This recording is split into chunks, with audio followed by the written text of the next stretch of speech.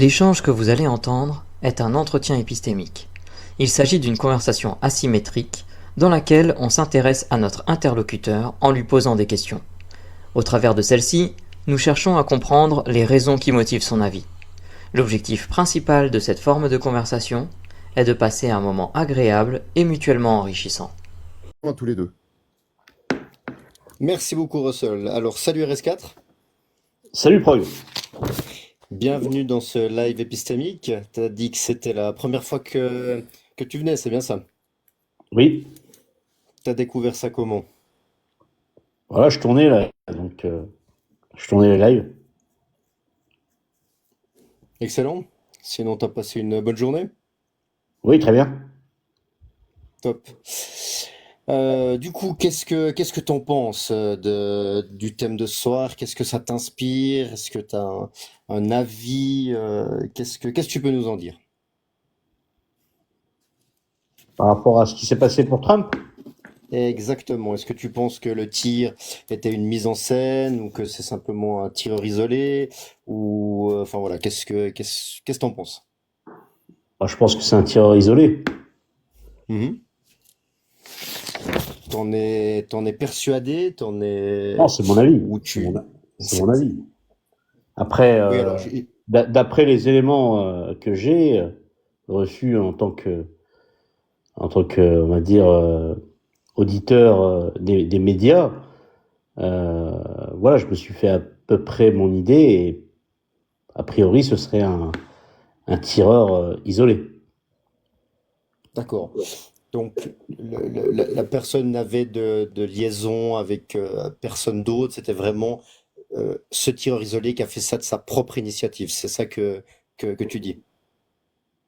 Ben moi, je peux pas sortir de scénario de ma tête. Je veux dire, l'information, quand tu veux t'informer, ben tu te diriges vers les professionnels de l'information.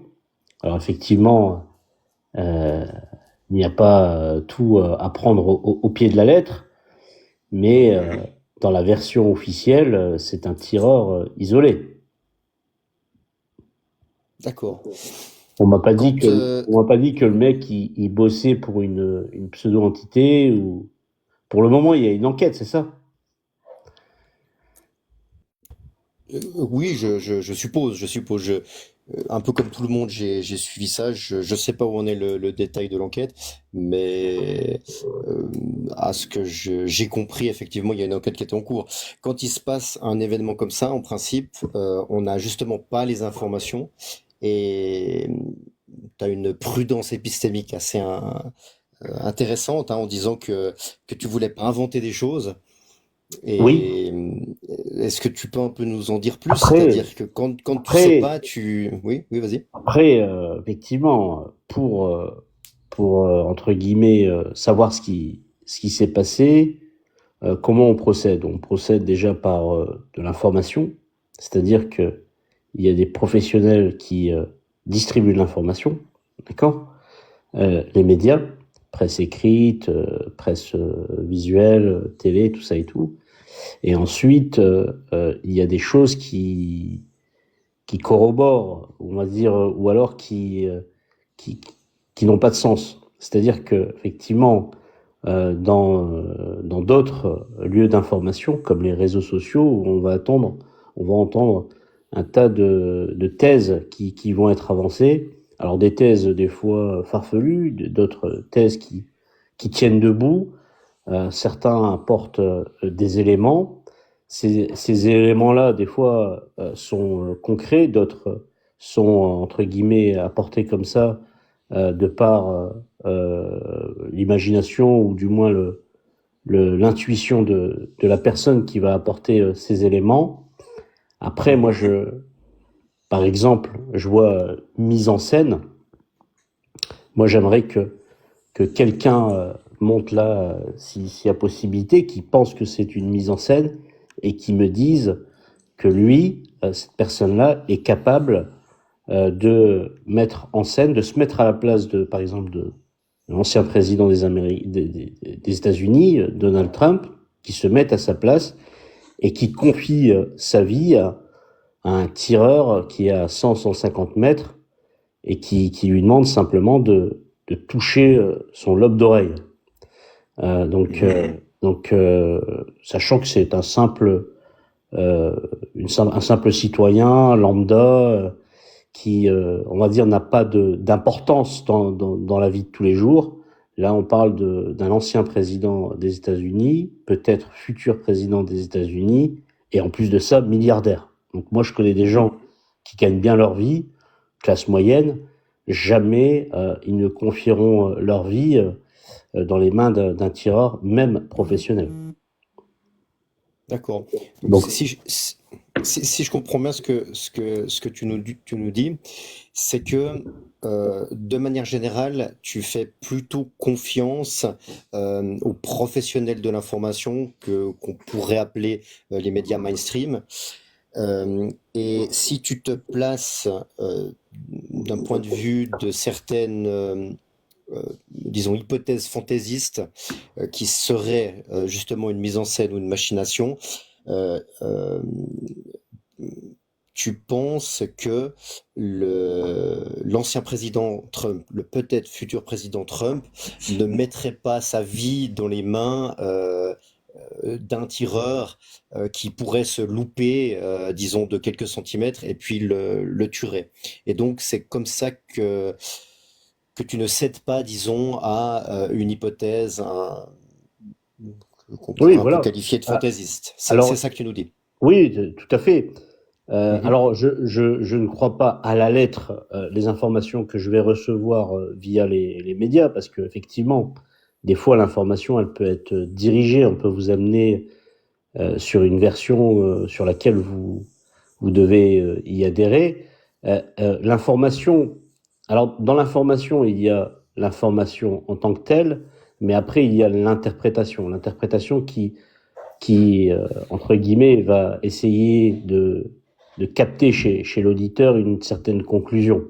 Donc, c'est pour ça que il y a des avis qui sont donnés, il y a tout simplement des gens qui dirigent l'information pour pouvoir essayer d'orienter le public. Ça, on le fait dans différents domaines, politiques, tout ce que vous voulez, économique, tout ça et tout. Mais euh, les scénarios qui sont probables, alors tous les scénarios peuvent être probables, il n'y a pas de souci. Hein. Si demain quelqu'un il me dit c'est possible que on met en scène une mise en scène, qu'on met un tireur, que le mec il tire, que c'est un très bon tireur, mais les probabilités sont tellement infimes et les risques, le bénéfice-risque, c'est entre ce que tu gagnes et ce que tu peux perdre, tu peux beaucoup perdre. Donc déjà, Mhm. les risques sont énormes dans cette hypothèse-là. Ensuite, j'ai aussi entendu la version bala blanc, poche de ketchup, tout ça et tout.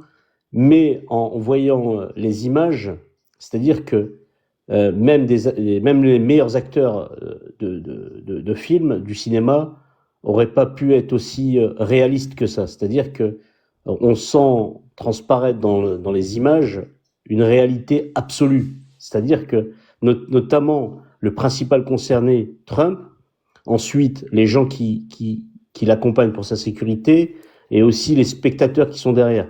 Donc cette thèse aussi, moi, je ne peux pas y croire. Et bien entendu, reste la possibilité pour moi, ça reste que mon avis. Hein. Après, moi, j'attends que d'autres personnes me convainquent avec d'autres versions. Mais Mhm. pour moi, la version d'un tireur isolé, un jeune d'une vingtaine d'années, voilà, ça existe aux États-Unis. Donc, c'est plus concret. D'accord. Euh, par rapport à ton, enfin, à ta croyance dans cette hypothèse, si tu devais la qualifier de 0 à 100, donc le fait que ce soit il y a un tireur isolé qui a essayé de tuer Trump, à 0, c'est absolument sûr que c'est pas un tireur isolé, ça a été commandité, etc. À 100%, c'est absolument certain que c'est un tireur isolé qui n'a aucun lien avec qui que ce soit par rapport au fait d'avoir été commandité. Tu te situerais à quelle échelle? Euh, Moi, je dirais 100. Sans. Je suis persuadé que c'est un tireur isolé, mais attention, euh, non pas diligenté par une quelconque entité, ça j'y crois très peu, et les risques seraient énormes parce que c'est un coup loupé, et effectivement, le fait enfin, cette entité pourrait être remontée, ce serait catastrophique. Je pense que simplement c'est un tireur isolé, mais ultra influencé. Je suis absolument Qu'est-ce pas que d'accord. qu'est-ce que Ultra tu entends influencé. par ultra influencé? Influencé. Donc le mec, pour moi, je pense que c'est mon avis, hein, mais le mec, Oui, oui. il a, euh, il a suivi un peu cette campagne électorale, et on a vu un peu le profil du jeune tireur, un jeune plutôt perturbé psychologiquement, tout ça et tout, donc il y a quand même une fragilité, peut naître en lui une certaine agressivité avec un sentiment de vengeance. Alors, des gens comme lui, il y en a des millions, pour pas dire des milliards. Mhm. Enfin, je vais peut-être un peu gros, mais on va peut-être rester dans des milliers dans le monde, à travers mais des gens qui passeraient à l'acte, ils sont infimes. Et effectivement, je pense qu'il fait partie de ces personnes-là qui nourrissent en eux une haine viscérale envers une personne, envers un parti politique, envers tout ce que vous voulez. Et ensuite, existent chez l'humain des mécanismes qui permet, des mécanismes de défense qui permet de canaliser cette haine, ce sentiment de vengeance, et de ne pas passer à l'acte. Sauf que Mhm. lui, je pense qu'il fait partie de cet infime pourcentage qui, malheureusement, n'a pas pu se contenir, et, euh, et passer à l'acte. Il a pris son gun, et a voulu assassiner l'ancien et futur président des États-Unis. Donc, si je comprends bien ce que tu me dis, c'est une influence indirecte de par ce qu'il entend, les médias, les réseaux sociaux, etc. Et également peut-être un côté pathologique sur qui le pousse à passer à l'acte. C'est résumé comme ça, est-ce que c'est correct? Oui, oui, mais de toute façon, c'est une stratégie qui est étudiée là actuellement. Bon, d'après ce que je sais, hein. C'est étudié. Est-ce que ça a déjà été étudié et que maintenant c'est mis en application? Mais on sait que euh, à travers un acharnement médiatique, tout à l'heure je vous parlais d'information, mais d'information avec interprétation. C'est-à-dire que euh, si je m'acharne, si j'ai un pouvoir par exemple dans les médias, et je décide un acharnement sur une personne, je sais que je vais toucher des milliers et des milliers de personnes. Et à travers ces milliers et milliers de personnes, le message va passer de façon très différente chez chaque personne. Tout dépend de comment vous comprenez l'information, comment vous la digérez, et comment vous allez emmagasiner, on va dire, cette énergie qui va bouillir à l'intérieur de la conscience de la personne. Et effectivement, euh, quand on balance comme ça un acharnement médiatique, hein, on a vu, ça a été extrêmement virulent aux États-Unis, traîné dans la boue, hein, ce personnage avec des fois des. Alors effectivement, c'est pas un ange, mais ça a été très très dur. Les débats étaient très très agressifs, que ça soit dans la presse écrite, la presse médiatique, les journalistes, les éditorialistes, les partis politiques. On a vu un acharnement, et effectivement, de façon indirecte, ça peut entraîner malheureusement une catastrophe chez une personne simplement isolée, et qui, on appelle ça des loups solitaires, D'accord. qui passent à l'action. Je reviens sur donc C'est un ton truc échelle de bien, confiance c'est ça. à 100%, euh, sur le fait que que ce soit un tireur isolé. Euh, enfin, qu'est-ce qui pourrait faire descendre ton niveau de certitude? Quel événement supplémentaire pourrait faire descendre ce niveau à 100%? Voilà, est-ce que tu as t'as une réponse par rapport à ça? Une enquête, une enquête indépendante, ce qui est extrêmement difficile à mettre en place, même dans les plus grandes démocraties, qui fait preuve de transparence. On sait que les enquêtes, elles peuvent être biaisées, des preuves peuvent être dissimulées, parce que on a toujours peur de découvrir la réalité, et surtout des conséquences de cette réalité. Donc déjà ça, et ensuite on sait bien que malheureusement le tireur, devenu ensuite victime d'un tir, est parti avec ses secrets. Donc à partir du moment où on m'apporte des informations, qu'on me dit le mec qui bossait pour là je pourrais peut-être changer d'avis, mais pour le moment, il n'y a rien, il n'y a aucun élément, du moins officiel, qui pourrait m'amener à dire que le tireur a fait le taf pour quelqu'un ou je ne sais quoi. D'accord. Et tu m'as dit qu'il y avait une enquête qui était en cours, hein, au début de cette conversation, c'est juste? A priori, il y aurait une enquête qui a été demandée à l'intérieur des instances politiques américaines. Mhm. Et est-ce que le fait que l'enquête soit en cours ne fait pas bouger ton niveau de confiance? Je reviens sur ce niveau de confiance de 100% parce que quand on est à 100%, c'est qu'on est absolument certain et qu'on n'a absolument aucun doute. Et vu qu'il y a une enquête en cours, j'essaie de comprendre comment tu arrives à être certain tout en n'ayant pas encore toutes les informations. Tu comprends le sens un peu de ma question? Oui, bien sûr. Mm. Alors effectivement, pour le moment, je suis certain que c'est un tireur isolé par rapport aux éléments que j'ai en ma possession.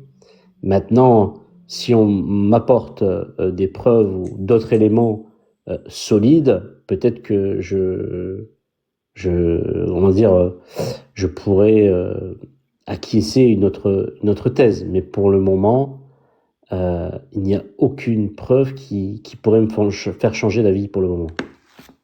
D'accord. Ça fait un peu plus d'un quart d'heure qu'on discute. Comment t'as trouvé cette conversation, cette discussion, cet échange? Non, c'est bien, c'est construit. Effectivement, ça permet aussi de développer un peu dans les détails notre construction dans une thèse par rapport à des faits qui nous sont présentés. Et Mhm. effectivement, ça permet aussi aux autres de comprendre aussi comment on pourrait comment dire, construire une thèse effectivement à l'intérieur de chacun. Extra. Bah écoute, moi j'ai eu du plaisir à discuter avec toi, à échanger. Je crois que j'ai bien compris ce que tu pensais de ça. Et puis ben, je te remercie beaucoup pour cette discussion et j'espère te Merci à toi. retrouver dans un autre moment dans ces lives épistémiques de Russell. Merci à toi. Et puis je te souhaite une bonne soirée. Merci à toi aussi. Bonne soirée. Merci, Juste à bientôt. avant que tu descendes, RS4, juste avant que tu descendes, peut-être que Benoît ou John ont une petite question à emporter. Moi, j'étais en train de gérer le live, donc j'ai pas de questions à emporter, mais peut-être que Benoît ou John en ont une. Non plus. Non, moi John? non plus. Moi non plus. C'était très bien. Et si toi, tu as une question à nous poser, peut-être, avant de descendre. Non, j'ai pas d'autres questions. Effectivement, je laisse la place aux autres qui veulent intervenir, bien entendu. Ok, bon bah écoute, eh ben merci pour ton passage et puis bien évidemment tu peux rester en bas pour écouter et dialoguer avec les